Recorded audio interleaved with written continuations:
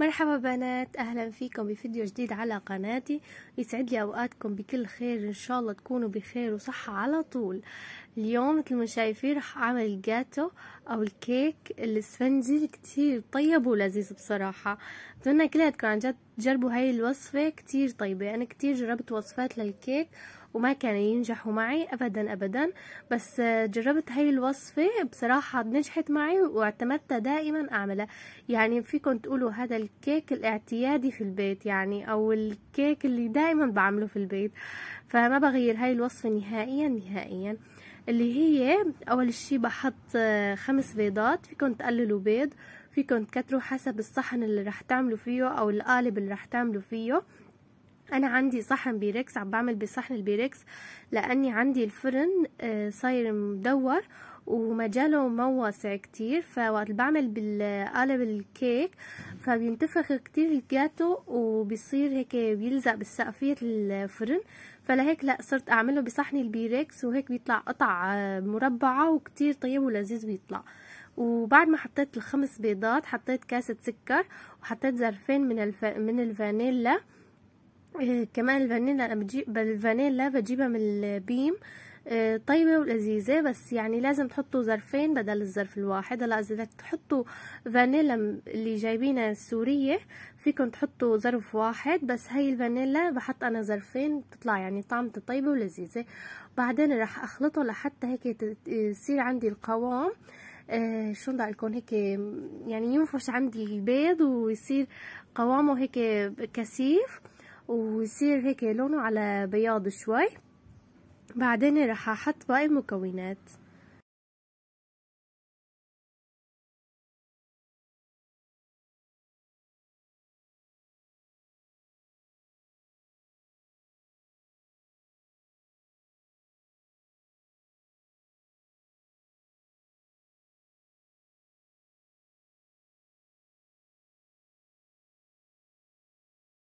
مثل ما شفتوا عندي هون اتضاعف القوام تبع البيض وصار هيك كثيف ونفش عندي البيض مثل عادة. بعد ما خفقته هيك خفقة منيحة حطيت كاسة من الحليب وكاسة من الزيت، الزيت النباتي، وصرت اخلط، ضليت هيك اخلط كمان دقيقتين. بعدين راح اكمل الوصفة.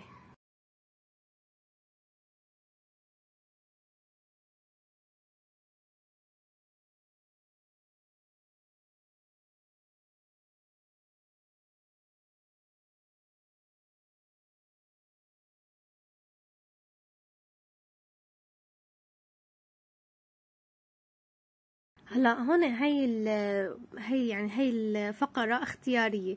فيكن تحطوا ليمون، فيكن تحطوا برتقان، فيكن تحطوا اي شي تاني يعني بدل التطعيمة.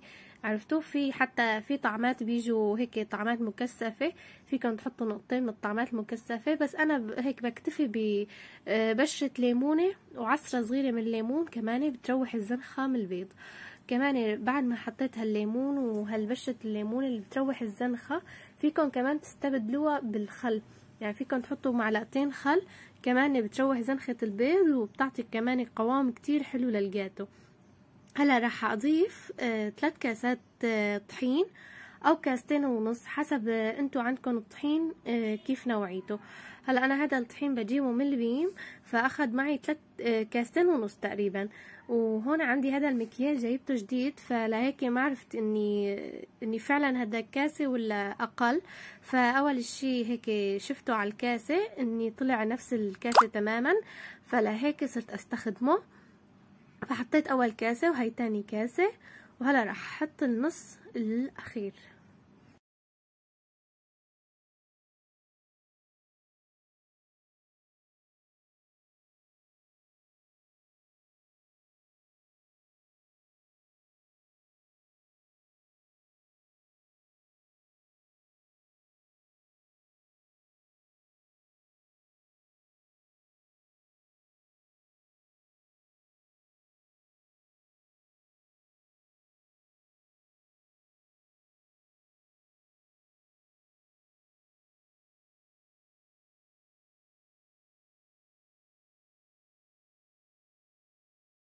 مثل ما شفتوا انا شلت الخلاط وراح اخلط بايدي بالمعلقه او بالسباتولا كمان بتحسنوا تخلطوا، بحيث اني شلون بدي اكون يعني شوي شوي تخلطوا مشان ما يروح الهواء من البيض. هلا كمان ضفت البيكنج باودر وحطيتها هيك على الخليط، وفيكم انتو كمان تحطوها وكمان تنخلوها مع الطحين فبيكون يعني افضل. انا هون نسيتهم بعدين لحتى تذكرتهم فحطيتهم بدون نخل، بس انن يعني لازم ينتخلوا مع الطحين وما بيأثر على جميع الطريقات كمان بزبطوا، ما بيأثر ابدا. هون بعد ما هيك خلطته شوي شوي هيك بايدي بالمعلقة صار هيك بقوامه الناعم، راح اجيب هذا الصحن البيركس اللي عندي اكبر مقاس، وراح احط بقية الزيت اللي بقيت واحط هيك على حواف الصحن لحتى هيك كل الصحن يصير له زيت بحيث اني ما يلزق نهائيا. وفيكم ترشوا كمان رشة طحين فوق الزيت، وفيكم تستبدلوا الطحين والزيت بالطحينة، الطحينة اللي بنحطها للفول للفتة كمان فيكم تحطوا طحينة بدل الزيت والطحين.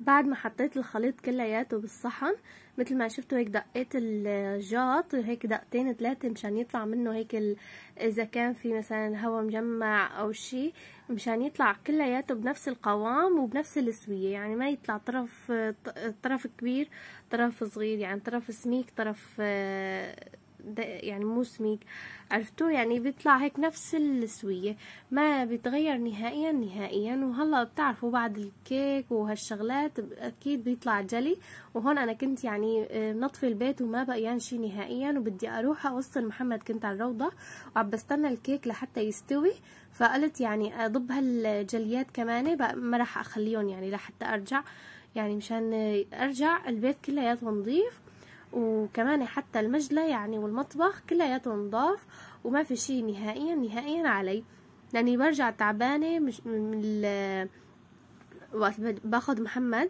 وبرجع فبكون تعبانة كتير، فيعني دوبي يعني اذا بدي اطبخ الطبخة او بدي اتسطح لي نتفة اريح جسمي فني دوبي، فبترك الشغل كلياته بشتغله الصبح اول ما افيق، لاني انا بفيق بكير، فبشتغل بفطر ولادي وبلم البيت وبنظف وكل شي وما بعرف شي نهائيا مشان اذا رجعت مثل ما قلت لكم بطبخ طبختي وبتسطح لي نتفة برتاح شوي، بعدين بجيب محمد من الروضة.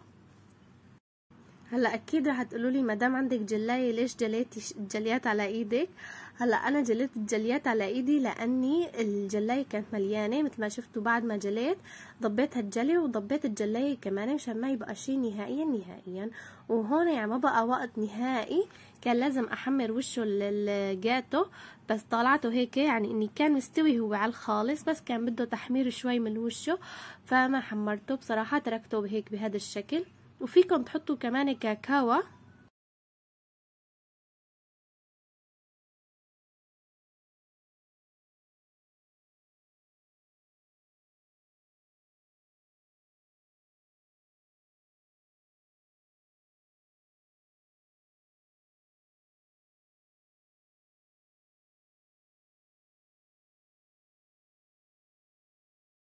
انا ما كان عندي كاكاو لهيك ما حطيت كاكاو، بس كمان يطلع كتير طيب اذا حطيته كمان معلقتين كاكاو او 3 معالق كاكاو لهي كمية من الجاتو كتير بيطلع طيب ولذيذ. هلا هيك مثل ما شفتوا عملت له هاللانش بوكس لمحمد ووديته على الروضة ورجعت على البيت.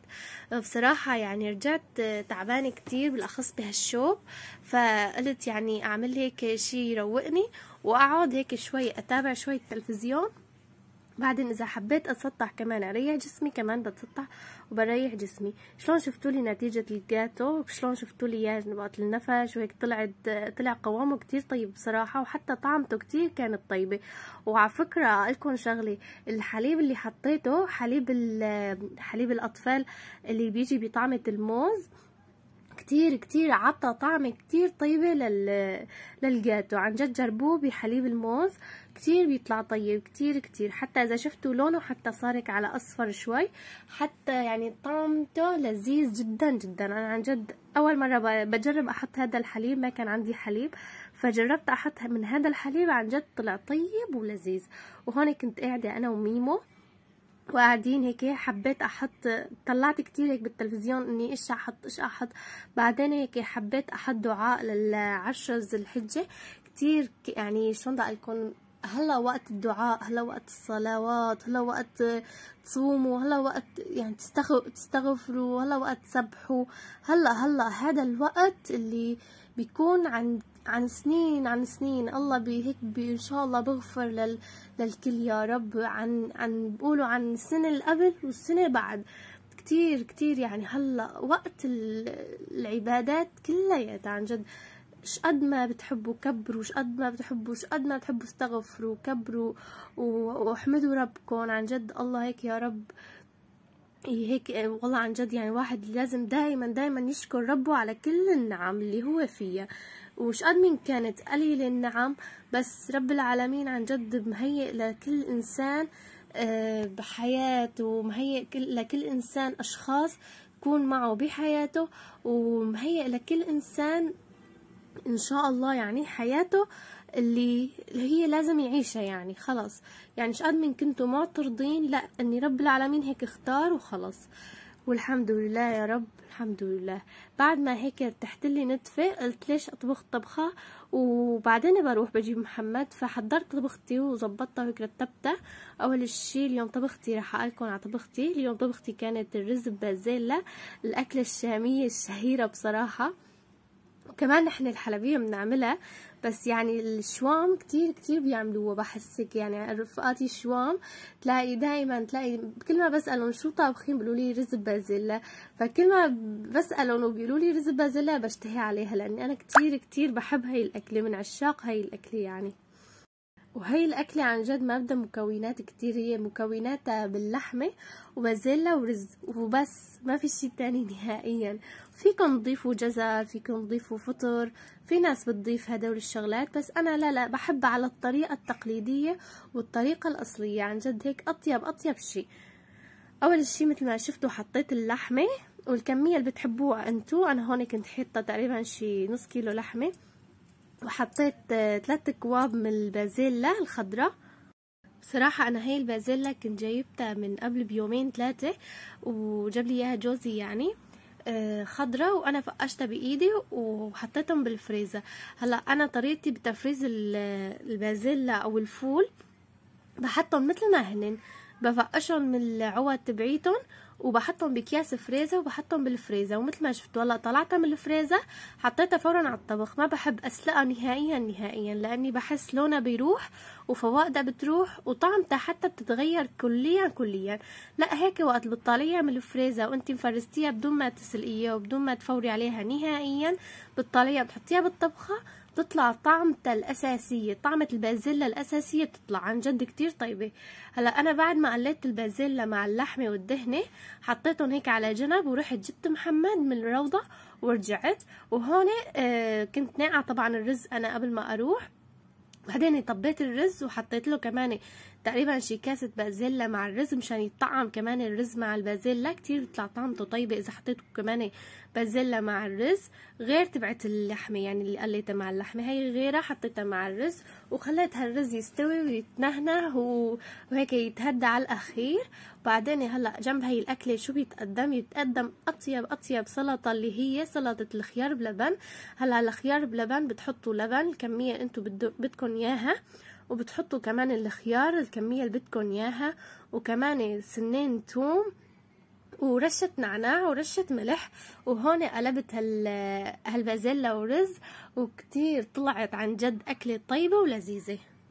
وهيك كان غدانا لليوم، والحمد لله رب العالمين، الله يديمها يا رب نعمة ويحفظها من الزوال. وهيك كان الفيديو لليوم خلص، ان شاء الله يكون عجبكم، وبتمنى تكونوا استمتعتوا فيه وانبسطتوا فيه. واذا عجبكم لا تنسولي من اللايك فضلا وليس امرا، مشان يصل الفيديو لاكبر عدد من المشتركين، وهيك بتكبر قناتي فيكم. واذا ما كنتوا مشتركين بالقناة وحابين يصلكم اشعار بكل جديد عم نزله، ضغطوا على زر الاشتراك وفعلوا زر الجرس على الكل، وانظروني في فيديوهات جديدة وفلوجات جديدة وروتينات جديدة بقناتي شهد شانيل.